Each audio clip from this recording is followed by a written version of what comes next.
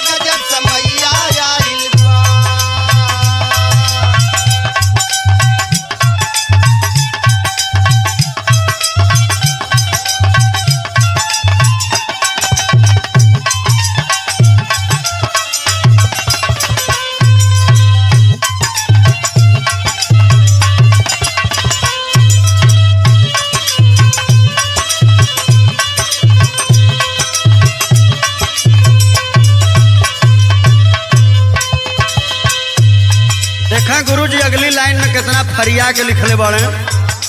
पति के ऊपर में सवर समझे ऊ हो रहल जमाना। अरे ऊ हो रहल जमाना या भैया ऊ हो रहल जमाना। ऊ हो रहल जमाना या भैया ऊ हो रहल जमाना। नौकर समझे मर्द के अपने रानी भइल जनाना। रानी भइल जनाना या भैया रानी भइल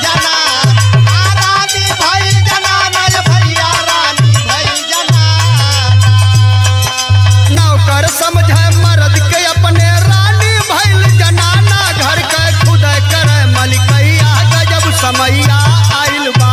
घर के खुद करे मलिकैया गजब समैया आइल बा। घर के खुद करे मलिकैया गजब समैया आइल बा।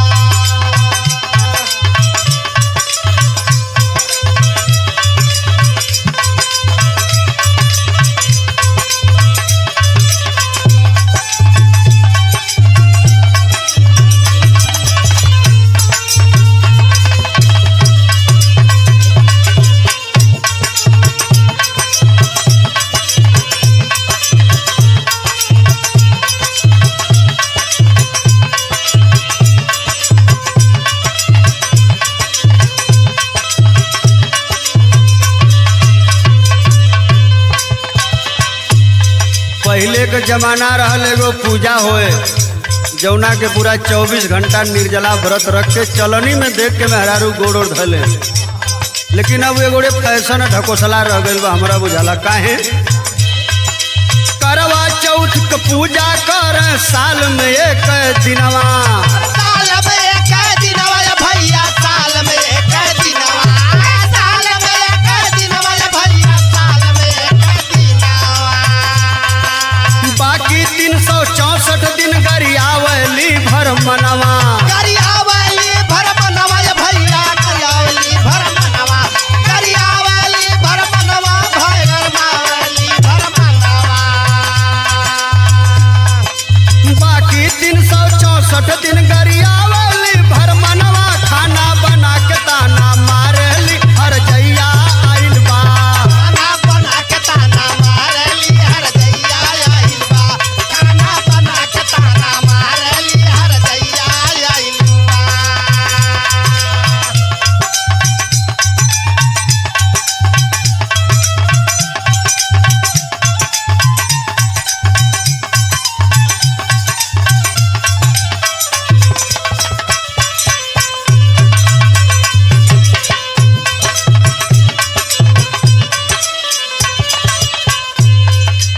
कौनो कंपनी में सुपरवाइजर होगा चाहे ढोलक बजाला चाहे हारमोनिया बजाला।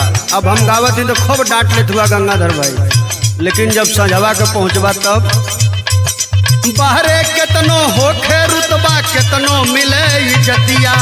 केतनो मिले इज्जतिया भैया केतनो मिले